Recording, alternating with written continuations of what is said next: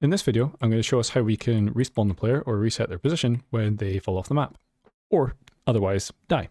To make our killing zone, we're going to start by creating a new scene. So we click the plus icon, we go up here to create our parent node, our root node for the scene. So we're going to add an area 2D as the main node for the scene, and we're going to give this a child node of a collision shape 2D. Now with collision shape 2D selected, we're going to select the new world boundary shape. And we're just going to go and rename the area 2D to kill zone. Now with that done, we can save this scene. Now what we need to do is we need to add a simple script to our kill zone. So we'll right click on the kill zone here and attach a script. Make sure to select the scripts folder and click create.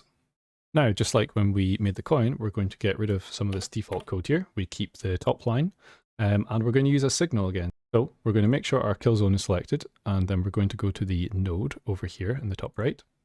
And we're going to select that body entered to the signal. So just double click, click connect. Now we haven't got the code to add inside of here just yet. What we actually need to do is edit our player script first. So when you're in the scripts view, you should see here, there are your different scripts that are in your project. So we want the player script. So I select that now. I'm just going to add, so above the function for the physics process, I'm going to add my own function here. So I say func, and this is going to be for respawning my player. So I'm going to call it respawn, do 2 round brackets, and then do a colon, press enter, and the code we add on this line is what we want to happen to our player when they fall off the map, or, well, when they respawn. For now, I'll just write in pass so that we don't see any errors. But what we basically want to do is if the player falls off the map or dies in some way, we want them to respawn back at the starting position of the level.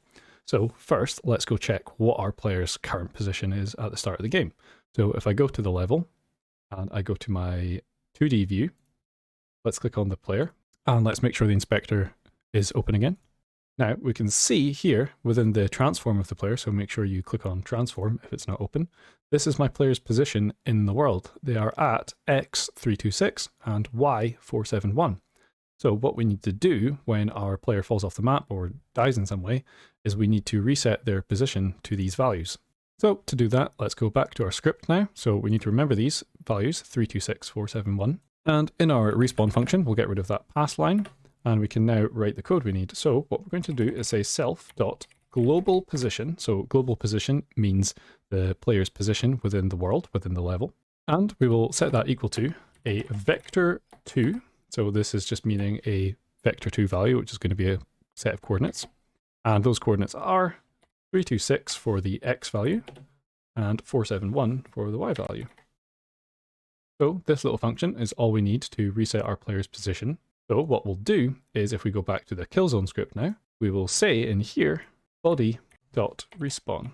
So if you remember from doing the coin, this body value in the function here is going to represent the body or whatever it is that collides or touches the thing that it has touched. So in this case, anything that touches the kill zone will be this body. So when the player touches it, we'll say body.respawn, which is talking about the respawn we just made here.